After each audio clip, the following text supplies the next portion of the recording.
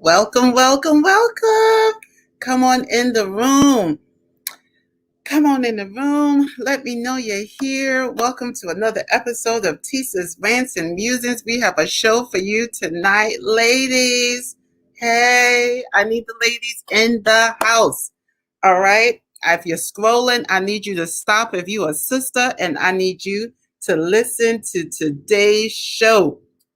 Okay, especially if you're a sister girl, I need you to be on today. Listen, I need you to share this so people can see it, so your girlfriends can see it. Tag your girlfriends. We have to have this conversation. Hey, Cheryl. Hey, Teresa. Hey, Kristen. All right. I need the sister girls to be in the space because this is Women's History Month and we are about to talk about us. Okay.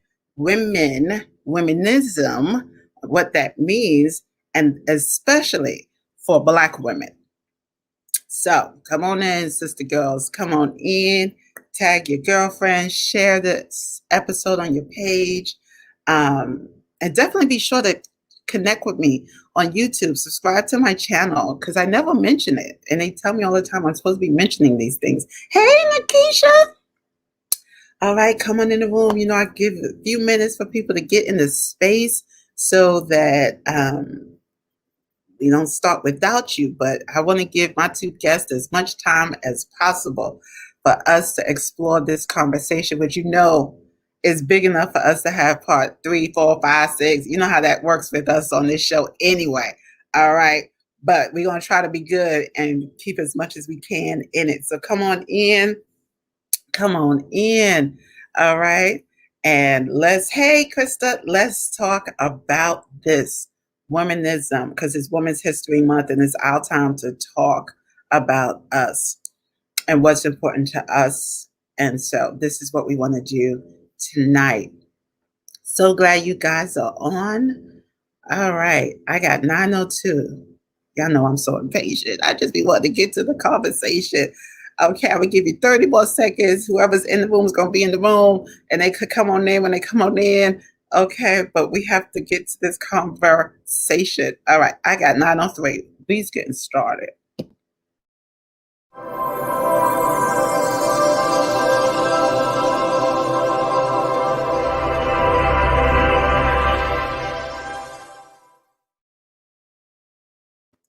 Welcome, welcome, welcome to another episode of Tisa's Rants and Musings. Sisters, y'all remember that from Color Purple? It's Women's History Month. It is our month. It's our time to talk about us, to reflect on us. Hey, Ruth. Hey, Cousin Eunice. Hey, Zaleka. Listen, I'm so glad you guys are here with me in the space. I have two special guests tonight that are going to help us talk about what womanism means. Okay, if we were in person, I would ask you guys, how many of you are familiar with the term womanism? And we, raise our hands and stuff. But since we're not in space, I can't see you. But womanism, many people haven't heard of it, or they may have heard of it, never really knew what it meant. But we're going to talk about womanism, kind of defining and what it means to embody this concept, this philosophy, this way of being, this theology, right? All of that is what womanism is all about. So let me introduce to you or bring back to you our special guest, Reverend Catina Jackson. She is one of our resident theologians. We have enjoyed her. Hey, Reverend, you're on mute. So you want to make sure you take yourself off mute. And hi, everybody. Yay, we got her back looking so pretty in her red. Okay, representing her deltas, I'm sure. Always. Always. She's in the house, okay, and her voice has emerged out of, listen, you got to have a voice if it's emerging out of between Reverend Fred and Reverend Rodney, okay? Yeah. So her voice has emerged as a bright light for us, and we're so glad that you decided to come back on the show and talk about this with us. But glad to be with you. We also have someone who is new to the show. This is her first time as a guest. I'm convinced it won't be her last time. She's a fellow theologian. She's a chaplain. She's a reverend. She's a mom. She's a wife. She's just an all around cool sister. She's an author. And I am so pleased to introduce to you guys, Reverend Donna. Yay! It's good Hi, to Reverend Donna. Welcome to the show. Listen, Reverend D, that's what we're going to call her for tonight. Reverend D, be lighting it up on fire, okay? So I wanted her voice to be here, especially around womanism, to help us talk about what it really means. How do we embody it, especially as ministers, right? As theologians, as women of faith, right? As Christians. How do we do this? Because sometimes we get challenged with it. So let's get right into it. Ladies, first of all, a lot of people, let's just give a little background history. From what I remember, you guys can correct me if I'm right. This term womanism came kind of from Alice Walker and some of her work back in the 1970s, right? She wrote this piece, Coming Apart, I believe. And then it was in some of more of her other works. And she kind of defined it as just kind of a perspective and a way that we understand and see ourselves, right? But she said something that I've always loved, and that is, womanist is to feminist as purple is to lavender. Yes. I just love that. I love it. I know. Like, we don't always talk about her and her brilliance in her literary works, but I mean, that to me was just awesome. It sounds great, but then it's like, wait, break that down a little more. As purple is to lavender, what does that really mean, right? Like, is it the same shade? What are we really saying? So help us understand what womanism really means, and then we could get into why it was so important, especially at that time, for us to have this term coined for us. I'll jump in. Go ahead, Reverend Donna. Because I'm a newbie, I'm like, I don't know. But so when I think about Alice Walker, we can talk about the broader definition, but when I think about womanist is to feminist as purple is to lavender, it just means it's deeper, right? When you think about purple and lavender, it's just simply a deeper way of looking at things, a deeper perspective into the world, a deeper understanding of the world, and then further in theology, it just has a depth and a brilliance and a weight to it, which really is about the way in which Black women see and move and understand and be in the world, right? We have complexities, we have layers. If we talk about feminism, we have more complexities to deal with than white women have to deal with, which is really the feminist mantle, right? So our womanism is deeper because our experience is such. Awesome. Oh, I love that, Donna. So when I thought of this quote, because I love this quote, I actually wrote it down. Oh no, you're breaking up, Catina. Yeah. Oh no. Okay. Can you hear me now? Okay, let me see. Can you hear me now? I can hear you now. I can see you now. All right, I need the prayer warriors on the line. Come on, start praying that this internet stuff, because she's freezing up on us. And this is the first time I think she's froze up. Oh, she's been on here like a whole month. And this is the okay. I don't know if you're in a new location. It's like you're freezing up. I don't know if that spot's a great spot. I think she did have to go out and come back in once before. Right. All the technology. All right. So this is what we'll do. We'll let her go out and come back in. Okay. And hopefully she can get back into a clearer spot. Listen, what can you do? It's technology, right? It's technology, right? So if you want, because I'm a nerd, right? I don't even call it a scholar. I'm just a nerd.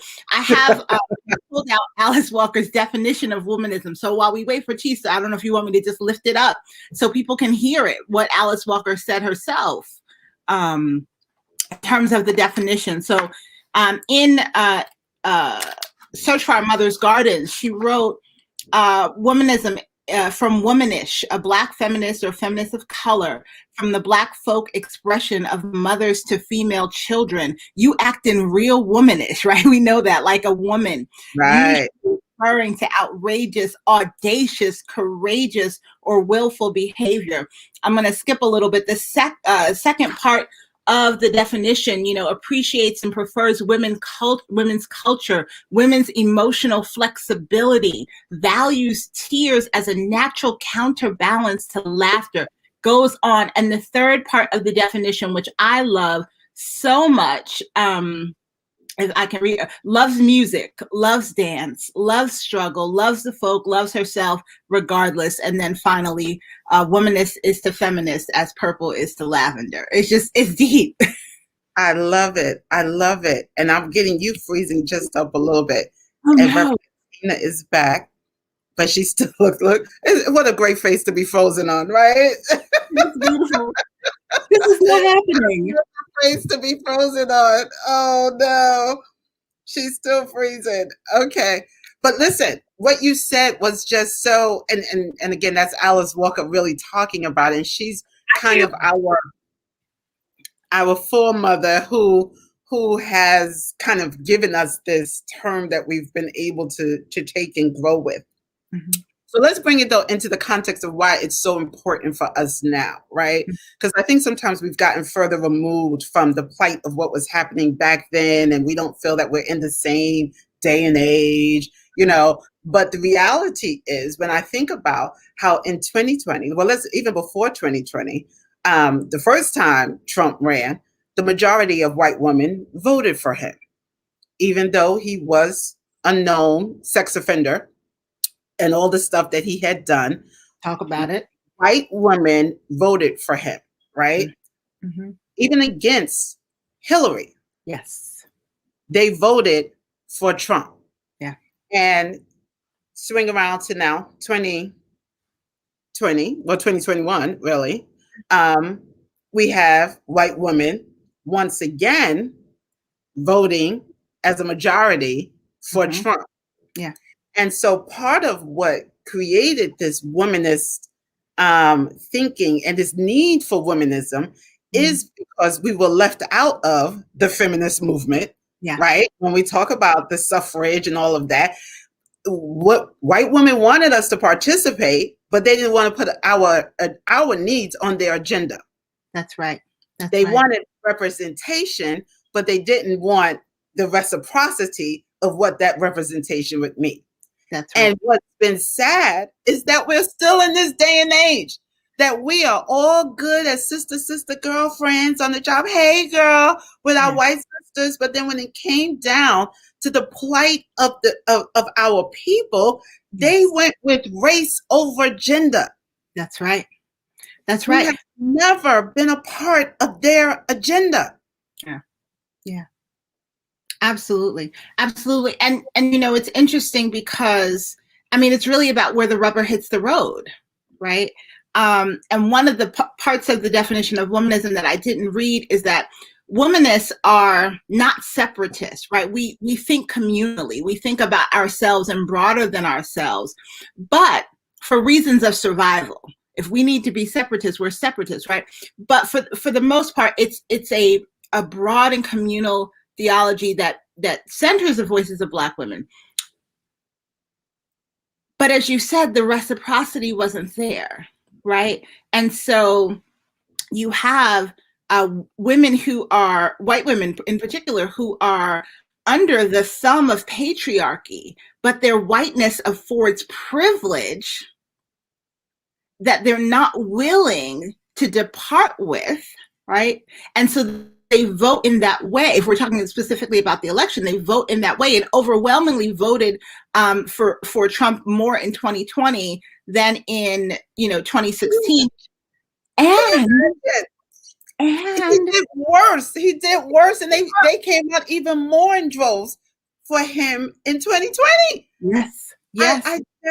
It was just so disheartening to me because these are the same white women in our integrated neighborhoods, that your kids go to school with, that we have you have parties, the play dates with, you see them in the park with their kids, and everybody's talking, everybody's fun. We think we're all on the same shared values system to a certain extent. We all want the same things. Your kids to prosper, my kids. We're all well-intentioned people, and yet when it came to, as you said, the rubber hitting the road, we were left hanging again. Right. And this is a different conversation, but people like diversity, but they don't necessarily want the equity. I'm sorry. That's okay. Yeah. So go ahead, Reverend D. I've been enjoying listening. This is a separate kind of conversation, but it's tied in. People want diversity, but they don't want equity and inclusion. Because for them, diversity only means numbers. They want the representation. Exactly. They think that to be diverse means, like, we got a program that allows 5 Black people out of the 100. That's diversity, right? They think that that's enough. Yeah. But to your point, the equity and inclusivity part of it, they're not interested in. Yeah. But we as Black women can't afford to not be womanist anymore, which is why we're talking about this. We have to understand what it is. And Reverend Pastor Rodney, when he was on the show, he talked about particularity and how Black people, we talked a little bit about it. Catina, you might remember how we struggle being comfortable with particularity, right? And I think as Black women, we're one of the main ones who struggles with being particular about ourselves, because we're so used to carrying the burdens of everyone else. We're so used to undergirding patriarchy, take care of the bras, take care of the men, right? We're so used to take care of all of our oppressors, whether it be our brothers, whether it be, white folk. We have been the nurturers of everyone. We have carried, and that showed up even in the election, that Black women had to come save the day. But look how much work we had to do. Look how much work. Everybody talks about what Stacey Abrams. Do you know how much work that was? Yes. How much toiling she had to do to make something like that happen. Yeah. We work, and we work. Yeah. And we carry the weight of everyone else. But it's time for us to care about us. Because guess who's dying at the end of the day? Guess who's got diabetes, high blood pressure, heart disease? Like, just name it. Guess who's the weight of it all? Come to find out, we're not superwoman. Who told us that lie? Right. Come to find out, our bodies will break down. Yes. Come to find out, we are dying with COVID. Come to find out, we just can't keep this up.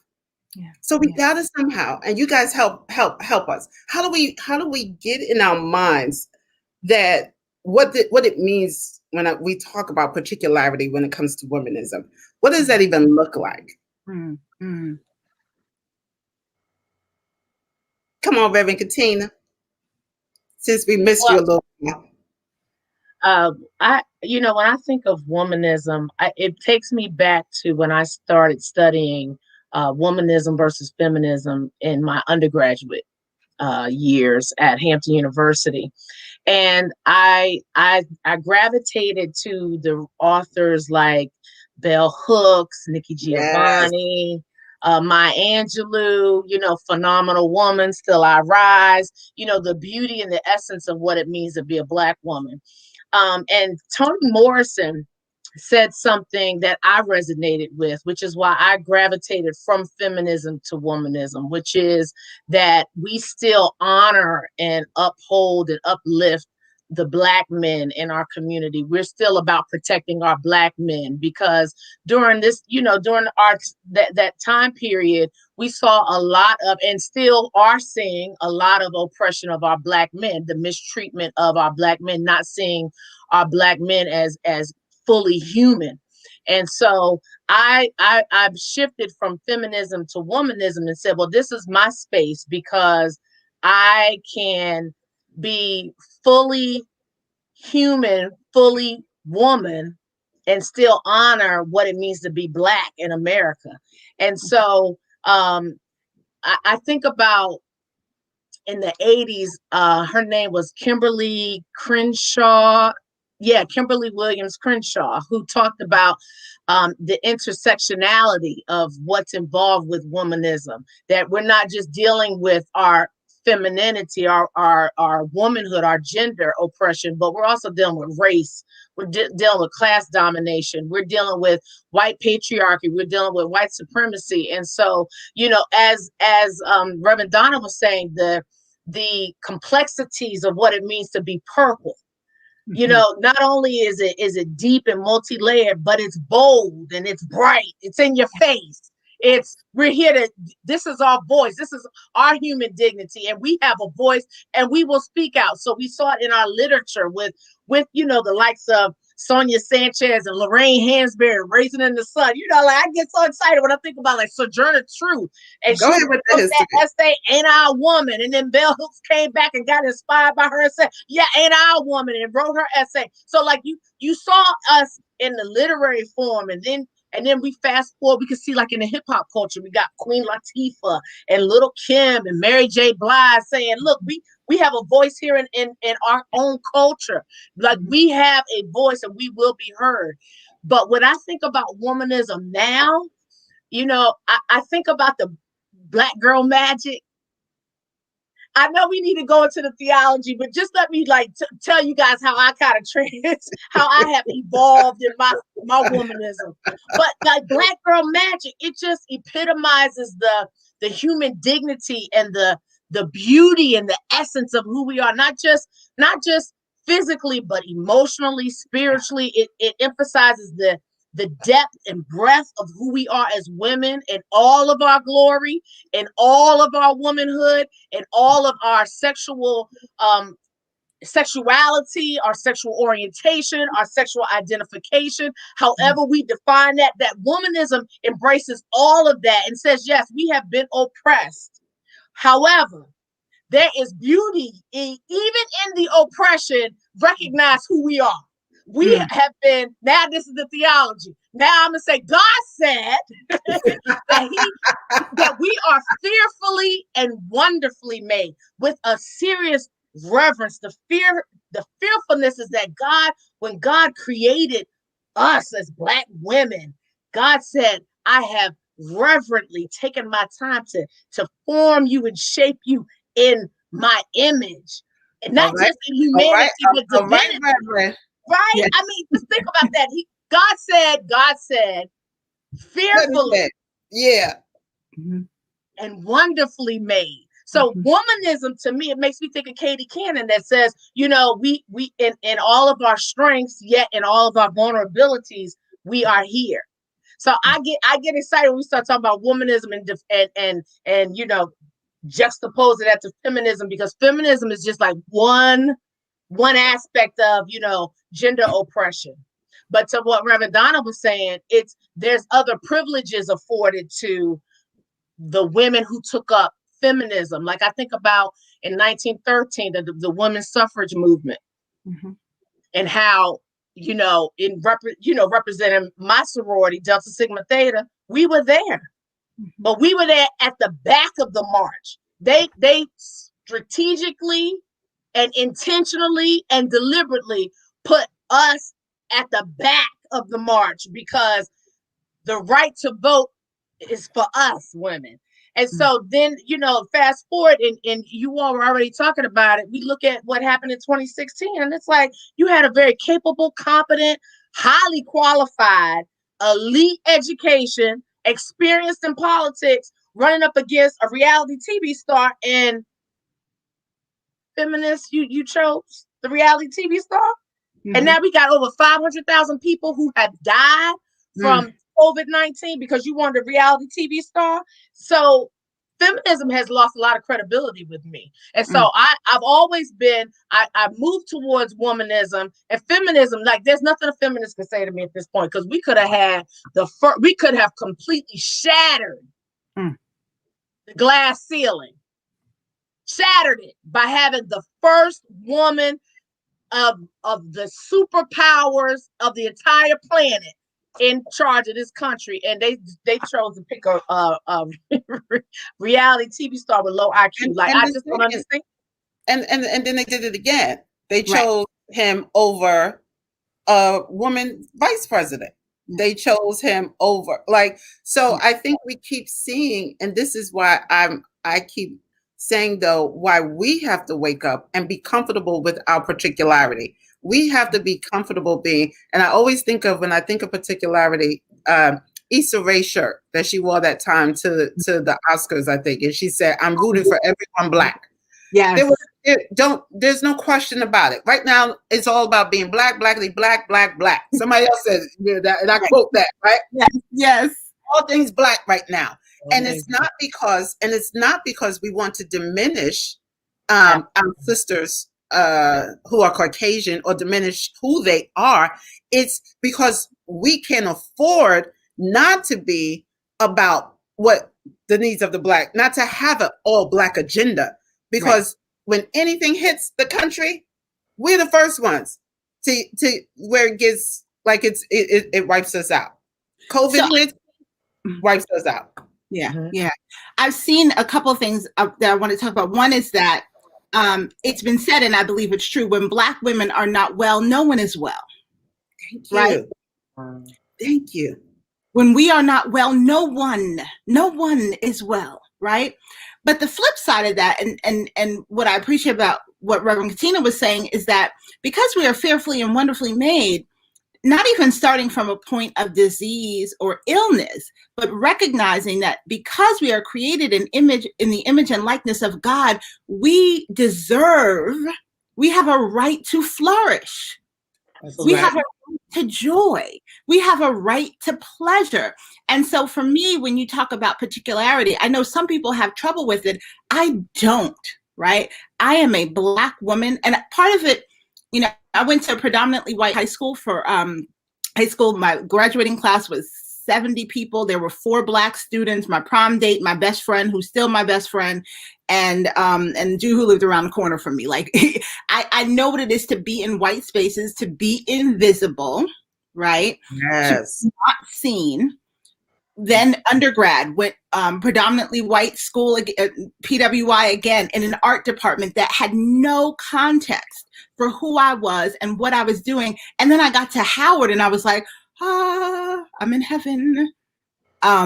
Because of the particularity that I was free to be Black. And now we're not all the same. Being Black is not a monolith, right? We know that. But for me, especially as a Black woman, I have no problem with saying, and I talk about this in my book, and I talked about it earlier. I wrote for Black women, 2 Black women. I am a Black woman writing for Black women, 2 Black women, and I'm okay with that. Brothers, if you read it, you get something, that is beautiful. White women, if you read something and get something, that is beautiful. But I wrote for my sisters because we deserve to be well and to be flourishing. Yeah. And Krista, thank you for this comment. She says, I think it's worth, we've been conditioned to not make others uncomfortable. So we dummy down our authenticity, sacrificing ourselves culturally, physically, spiritually, et cetera, et cetera, et cetera. It's Absolutely. So true. It seems like we're so comfortable with everyone else's particularity. We're so comfortable watching. We will go to the movies and pay money and watch a movie that has no Black people in it.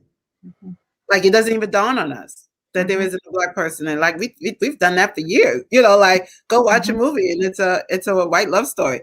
We don't think nothing of it. We're used to, having to be where we are comfortable with it being all them or all about them. And we fit in where we can get in, if we can get in. Right. But it gets so uncomfortable when it comes to us being just us and it being about us, almost as if we start talking that, God loves everybody. And it should be for all of us, because women are the same regardless of race, regardless of, socioeconomic class. And these are things I've heard, that we're all women. Yes and no. This is the purple, the lavender, right? Yes, you're a woman, but the privileges that are afforded to you, we have to scrape for. Absolutely. Privileges afforded to you, you would not let go of. Yes. I can almost guarantee so many of those well-intentioned liberals who are marching with us that Black Lives Matter really mean Black Lives Matter as long as they are not in my neighborhood. Mm-hmm. Black Lives Matter as long as they don't start coming into my neighborhood buying up the houses, because then I'm gonna do the white flight again, right? Because not that I'm saying I don't think, I think Black people should be okay, but and not killed like that, but over there, not where. So they still go for their particularity. They will still change the zoning laws so that they can keep their white neighborhoods white. They will fight. Do you remember in New York City not too long ago, they were fighting because they wanted to have programs to bring in more diversity, more Black kids, and they were like, not at the expense of almost as though.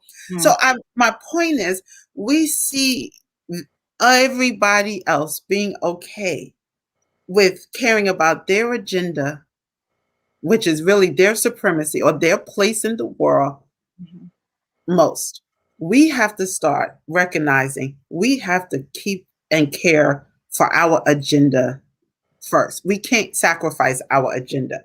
So then the question becomes, what's our agenda? And this is where I think I need us to throw in our theology. What do we mean when we start talking about womanist theology, right? What do we mean when we start saying, I'm a womanist theologian, I'm a womanist scholar? What does that even mean? How does that change anything? Well, I ascribe to Dolores Williams when she talks about saying that womanism and womanist theology actually looks at all forms of oppression within the African American community. And I ascribe to that because I feel that as Black women, we are the nurturers. We are the ones who birth life into our communities by the nature of who we are, that we will take a sense of responsibility for the family, for the education, for our young people, for our elderly. We will look out for our entire African American community, and we are not afraid to speak up because in all essences, we really have nothing to lose other than our voice. So we will speak up and advocate for the racism that we're seeing, the sexism that we're seeing, for the different forms of oppression of our differently abled and our those who identify differently within our community, because that's the role that we've always played throughout history. And I agree with Dolores Williams that when we talk about womanism and womanist theology, we're seeing God in all of our community. Yeah, and I would add, or maybe nuance a little bit. So, womanist theology, emerged as an answer both to feminist theology and Black liberation theology, right? So, feminist theology centered the voices of women, particularly white women. How is God moving in the lives? How does God move on behalf of, right, the justice of, the freedom and liberation for? Black theology, James Cone, God rest his soul, groundbreaking work. God of the oppressed, with liberation theology, really, which talked about the liberation of Black people, but left out, again, Black women as doubly oppressed. We are the oppressed of the oppressed. And so womanist theology was an answer to that, to say that using, the narrative, the Genesis narrative with Hagar, that God sees Black women, right? Yes. God who sees me, right? Who sees us. God sees Black women, and that we have a particular experience and understanding of God that matters, right? And for me, that is so important, because the way in which folks are out here reading the Bible and approaching the text and foolishness that is often said. Um, I think womanist theology is necessary because we focus on the liberation of Black women first, but all people, which means we read the Bible, we approach ministry, we approach theology from the standpoint of liberation and freedom, of a God who sees us, of a God who values us, of a God who created us Black and beautiful, right? And I think that's necessary now, especially in a time when, not just in the election cycle, but you talk about the state-sanctioned violence against Black and brown people. And even when there's state-sanctioned violence against Black men, it is amplified in the news more so than when Black women are killed, right? Yeah. When Black women are killed, there is, someone can be charged for property damage. That's right. Her life meant nothing, right? When we talk about Breonna Taylor. And so womanist theology, understanding God loved Breonna Taylor. God saw Breonna Taylor, right? There ought to have been justice for her and justice for all Black women. Yeah, it makes me think of Jacqueline Grant when she says that Jesus is a co-sufferer with us. Mm-hmm. That if there's anybody on the planet who can relate to Black women, Jesus can. And so we're in good company with Jesus. And so I like that, at least in the kingdom of heaven, we are not invisible. Yes. We are very much visible, and we matter. And in all of our humanity and in all of our divinity, we're just like Jesus, right? Absolutely. Absolutely. Yes. And which is, when you say kingdom, right, we always think about here on earth. Mm-hmm. And I think something, again, Pastor Rodney said to us, is that Black women have to stop participating in their oppression. Mm. And I think part of that, for me, how that lands for me, is oftentimes because we have been socialized to be nurturers. We have been socialized to care for everyone above ourselves, that we have participated in our own oppression. We have allowed patriarchy as well as white supremacy to make us feel like that's the role that we have to play, right? That this is what we have to do. And some of us have sat in spaces that have not been affirming. I mean, we have sat too long in spaces that have not been affirming of who we are, and not just not affirming, but if you think about it, dehumanizing. Mm-hmm. When you can roll up with the same credentials as a Black brother into a church and you get passed over, or we tend to be more educated, mm-hmm. we tend to be more qualified, mm-hmm. and we still tend to be invisible. Mm-hmm. in the spaces that we believe to be, that's supposed to be, if anything, affirming for us, if anything, spaces that we dedicate our lives and our energy and our sweat to, right? The Black church would not exist if it not for the Black woman. Mm-hmm. Absolutely. We are in every aspect of its functionality. We have been the biggest supporters financially as well as volunteerism.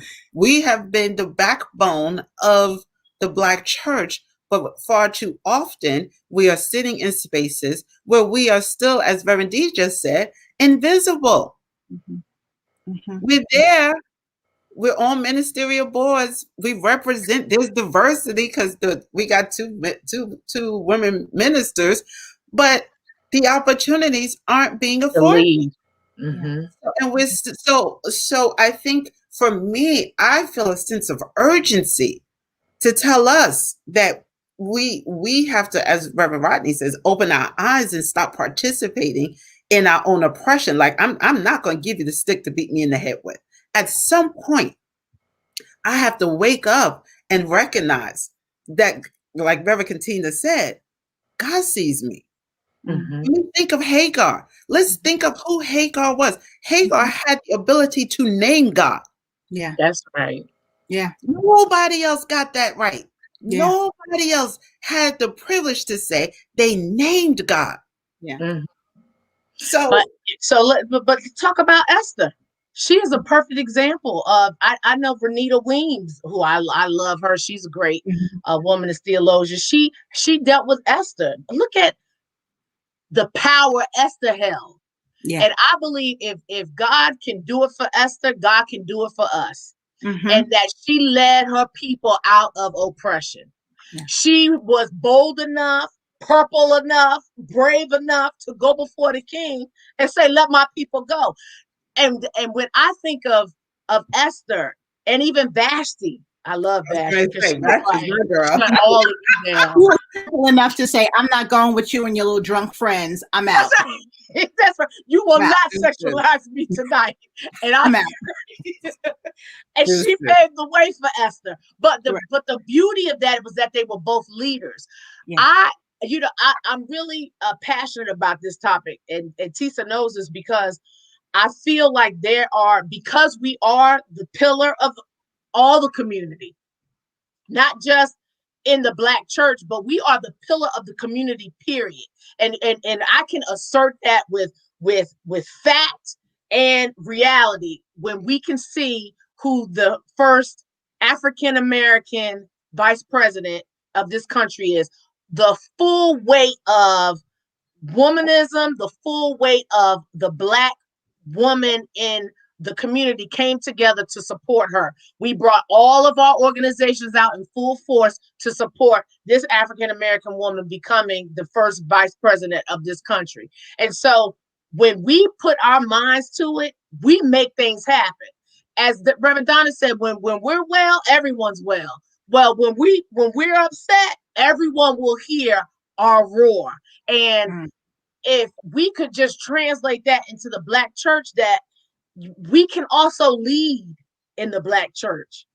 We don't have to just be on the ministerial staff, but we can actually pastor you. Why can't we pastor you? We can lead marches. We can lead protests. We can lead the first VP to the White House. Why can't we lead this church? Why is it that you think only of leadership as in this patriarchal mindset that only our Black men can do it? When, to your point, we're educated, we're experienced, we understand, we can relate and connect with your experiences, and we understand how God actually sees you because we're in the same position that you're in. So there's a lot of work that needs to be done, and it might not be the pulpit that we can do it in. It might be in platforms like what you've created for yourself, Minister Tisa. Right. And patriarchy is a stronghold. That look Tisa gave, that look on her face. But go ahead, Donna. I was going to say patriarchy is a stronghold, right? We have been and this is why a womanist biblical reading or hermeneutic is my big high tuition word. This is why biblical hermeneutic, a womanist hermeneutic matters. This is why it's important to read the Bible from a womanist lens, because you will be complicit in your own oppression if you don't read the text with the understanding that God made, God sees, God loves, God uses Black women.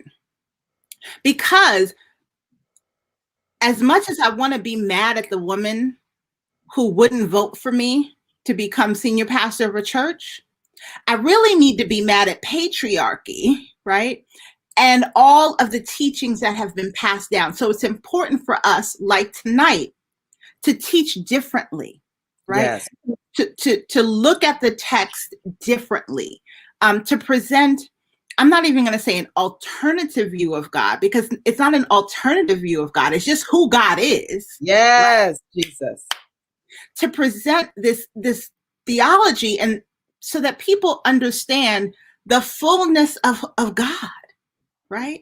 People understand the fullness of God, and we need some brothers to read the text from a womanist lens as well, and to preach and teach from a womanist lens, so that the majority of the pew, women, can hear and see themselves in the text and in right relationship with God, with a God who values their freedom and liberation, not just in the by and by, but right here and right now. That's right. That's right. I love it. I mean, and I think it, as we already said, it's time. It's time for us to start getting the appropriate narratives of scripture told to us. Mm-hmm. It's time that we start getting opportunities to preach the appropriate narratives to more than just sisters, to everyone. Yeah. It's time for us to start holding our brothers accountable.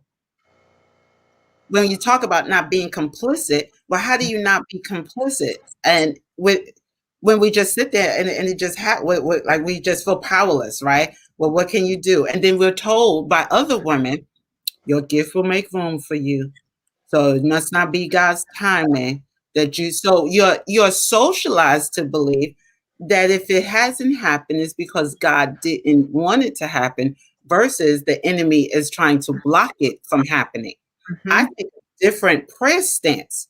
Mm-hmm. I think that someone's trying to block my blessing versus God doesn't have the blessing for me now. Yeah. It's a different stance. Yeah. Yeah. Yeah. Daniel's prayer was held up. You understand? The angel went up for that thing. Yeah. Yes. Yeah. There's a different stance when the enemy's coming against your gifting, when the enemy is deliberately and intentionally trying to silence the gift inside of you. Yeah. That brings a different Tisa out of me. You're going to see a different minister out of me. You preaching now, Tisa. My prayer sounds a little different. I'm coming from a different stance now. Yeah. But if you tell me that God is not ready, it's not my time, then I'm not coming with that stance. I'm coming with okay, then let me not even worry or think anything more about it. Right. And that tends to be the predominant message that we get, that if you're not being pushed forward, if you're not being used, if you're not, don't force your way, don't complain, don't ask, you sit there and you take it because God, your gift will make room and God will. I do believe God will create new ways. But my point is, I believe God will do a new thing. But you have to know what's happening. Yeah, I think you will even miss the new ways if you're still thinking that God doesn't have it for you. Yes. If you're still sitting here thinking it's not my time. Right. Then when a new way presents itself, but it's not my time. Yeah. Right. Yeah. Yeah. Versus, it's my time. Oh, and you're trying to block the door. So God just opened the window. Yes. Right. Yes. I got a different way. Right. Yes. But just the same way we talked about the Bible being used. Yes. To tell slaves to stay in their position. The Bible has been used to tell women to stay in a subjugated position. That's and right. Black women predominantly. And we have lived with, and we have perpetuated it. Just like we have internalized oppression when it comes to race, we have internalized oppression when it comes to sexism. But my point is, the sense of urgency for me is, we can't afford it no more. Absolutely not. It's time for sisters. It's time for you to be a womanist, me to be a womanist, for us all to be on the same page about how we read that text. So when we hear something, I can look at you, you look at me, and we like, that ain't right. And then we know what we need to do. Yeah, yeah. And you know what else we need, I think, that's part of womanist thought and theology is we need to be together. And this is happening. Well, this is happening right now, like right in this moment. But for so often we've operated because of the way in which the Bible has been read to us, right? And preached and taught, we've operated from a scarcity model, from lack, right? So I should be happy if I'm the one woman on the ministerial staff. I should be happy if I'm the one woman in the room, which means that I'm not going to jeopardize my position when someone says anything, right? However, if I'm going to thrive, that means we're going to thrive, which means that, all right, you know what? I can't be in this room if I can't bring Tisa and Catina with me, right?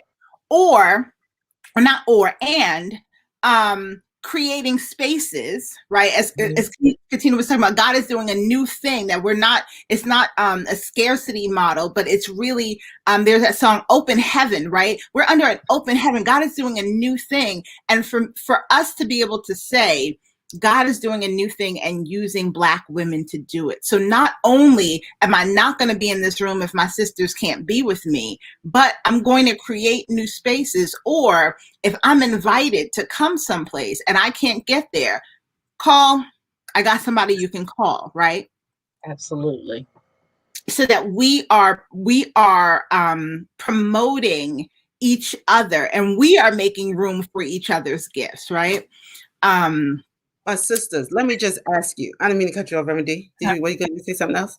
I was just going to say, so you brought up Toni Morrison before. Toni Morrison, Alice Walker, a bunch of other writers had a women's collective of writers in 1978. And they met and they were about promoting each other's work. And so out of that out of that collective group of Black women working together, we have some of the literary works from Black women, because they made sure to put each other on. They weren't waiting for traditional publishers. They weren't waiting for white men. They weren't waiting for white women. They weren't waiting for Black men. They said, we're going to get together. And they met, I think, for 4 years. And some of the greatest literary work we have from Black women came out of that collective. Yes. They are purple. Mm-hmm. Purple, representing royalty. They are our royalty, right? They were willing to be purple. And I'm saying we have to become purple. We've been trying to be in shades of lavender to get along. We've been trying to do the work of bringing everybody together and carrying the weight of all of it. And now I'm saying we have to be purple for each other. We have to be purple. Our Black brothers, God bless them. We love them, right? We can't do without them. We love our husbands, our fathers, our brothers, but we need to start holding them accountable. Absolutely. We were so willing to support Kaepernick, right? Putting the knee down. What if the sisterhood start going to church, putting the knee down? We're going to keep putting the knee down. Every time you get up and we don't see, every time you have a conference and there ain't no woman represented here. Ain't no sections for the conference for women. We're putting the knee down.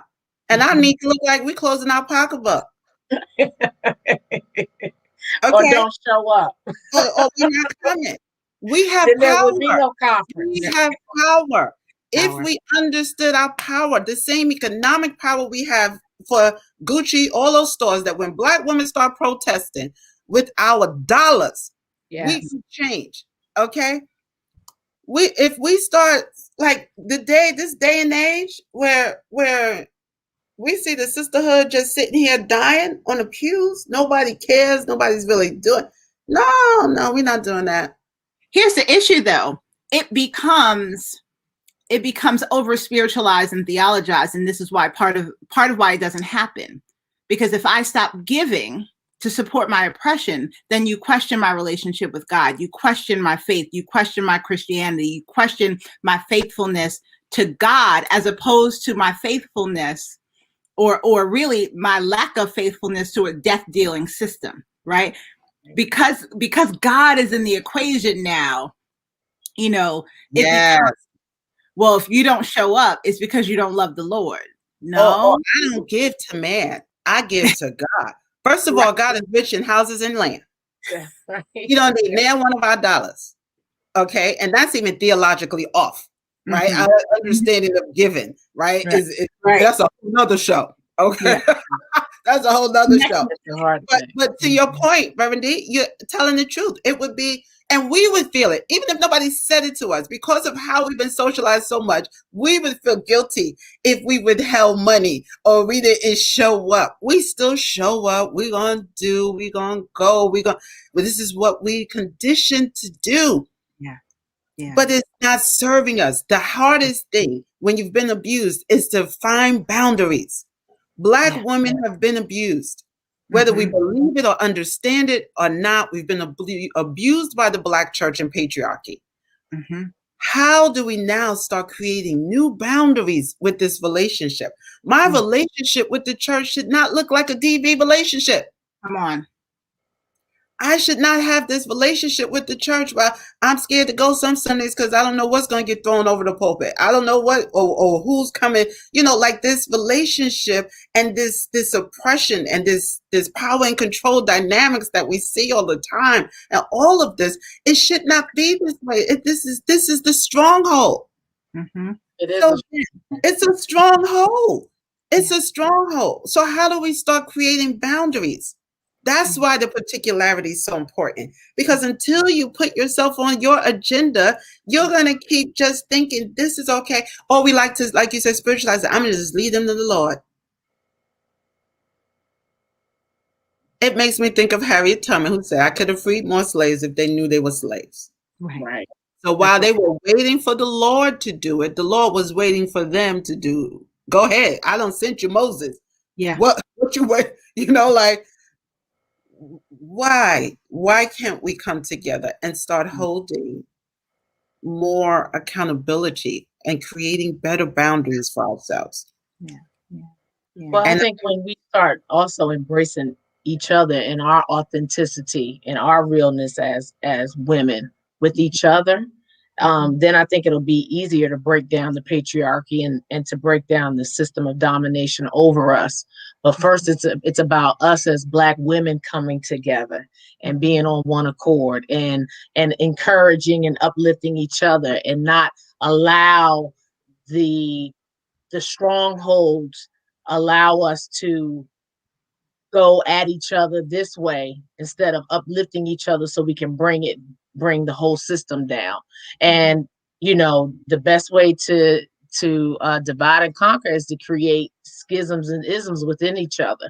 And oftentimes that happens within the Black church, that Black women have a hard time trusting each other to build up and affirm, because of the traumas, because of the way we've been dealt in overall society. I mean, Katie Cannon said it. We're living in a hostile world. We're in a world that's hostile towards us. And sometimes I think because of the PTSD that we're suffering, instead of looking at each other for comfort, we're looking in a place of, is she going to do me harm like everyone else has?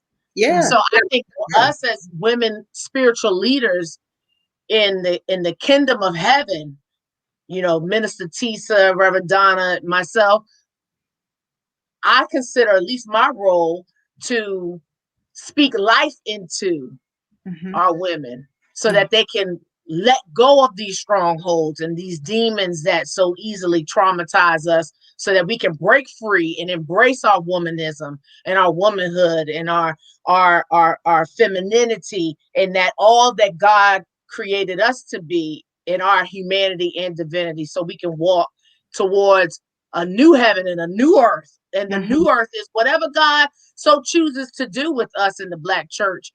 I believe we are the ones that will make it happen and can make it happen. And I think it starts with us, because God has called us to do it.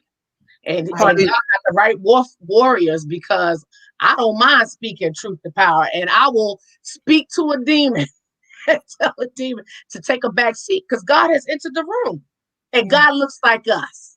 Yes. Yes. Reverend Donna, parting words. Please tell everyone about your book. You guys, you gotta get it. So my book, Loves Regardless. I'm gonna hold it there. It is it's 40 devotions inspired by womanist creative thought and theology.